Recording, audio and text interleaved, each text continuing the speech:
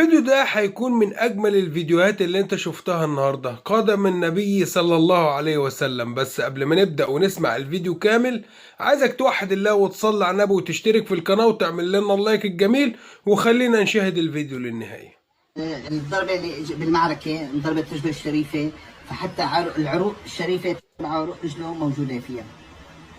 اللهم صل على سيدنا نبينا محمد. ما تنساش توحد الله وتصلي على حبيبنا النبي صلى الله عليه وسلم.